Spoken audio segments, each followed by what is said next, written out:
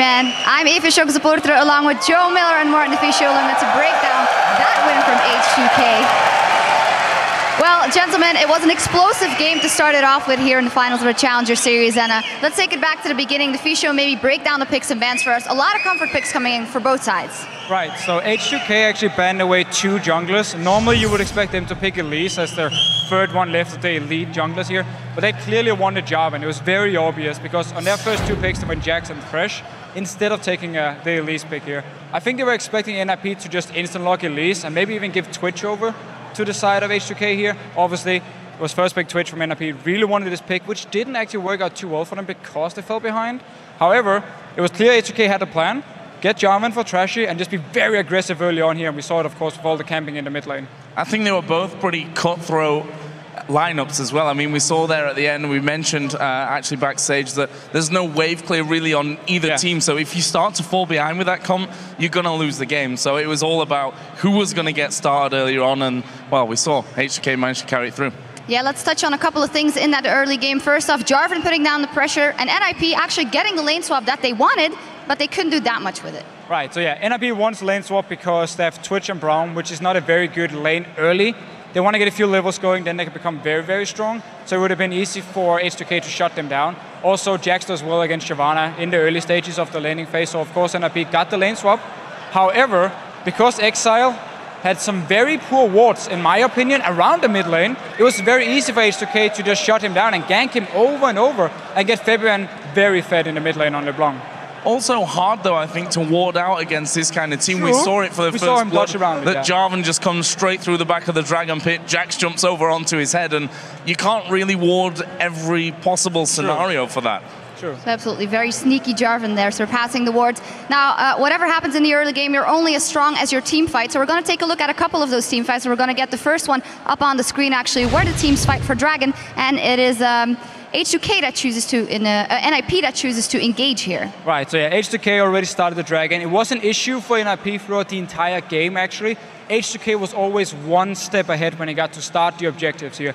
They're starting up the Dragon, and now the key thing for NIP in this fight is Voidal needs to land his ulti, knock up 1 or 2 members so Exile can use his ulti and just instantly blow someone up. So if you roll the clip here, we see the exact opposite happen here. Exile misses his ulti, Voidal misses the ulti here, so Exile is actually useless in this fight here. He didn't use it, he took all the damage, had to jump out of the fight. This was basically 4 versus 5 in favor of H2k. Therefore, even though they get 1 kill on the side of NIP, there's nothing they can do, and Fabian just picks up more and more kills and becomes also strong on this LeBlanc. And doing really well, I think, in terms of rotating people in and out of that fight there, making sure that no one went too low. We saw LeBlanc coming in and out, in and out. Also, Odo Amne pulled off a brilliant counter-strike at the start of that fight. Just walked around the corner, I think stunned up 3 of them.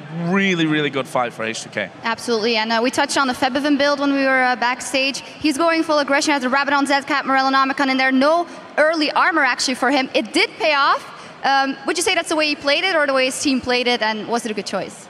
Well, obviously it worked for him because you wanted to just try and snowball the game with as much damage as possible. However, when you're against Twitch and Yasuo, normally you really want this either just get some early armor or go full on for the Hourglass so you can actually protect yourself. And we actually do see here in the next replay we have, if you just pull it up on the screen, which is the team fight where NIP turns things around. If there had been an Hourglass onto Fabian, he would have been in a lot better situation. So if you just roll the clip here, this time it's actually H2k invading onto NIP. But the great thing for NIP is Voidal takes all the damage. He's the target first.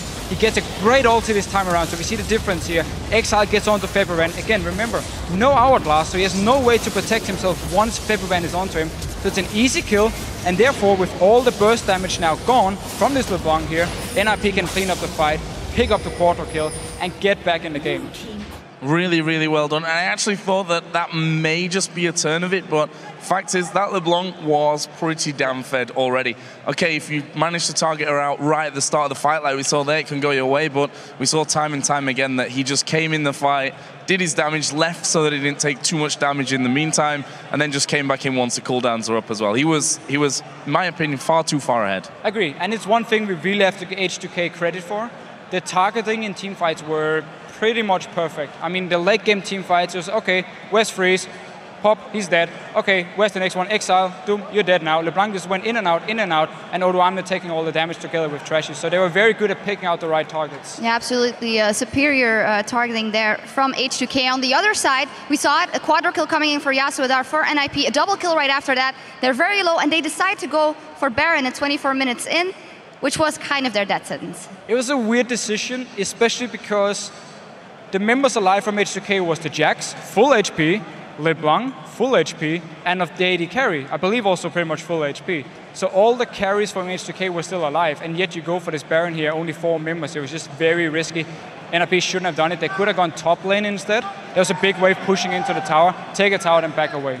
Another thing was, they saw them coming. They had vision of the backside. They saw them loop around. They had time to actually stop doing the Baron and completely disengage from that one and walk away from it completely.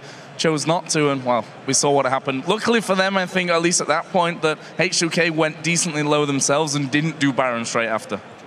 And luckily for them as well, they can come back in the next game, of course. So guys, shortly, what do you think NIP can do to go into this second game more confidently?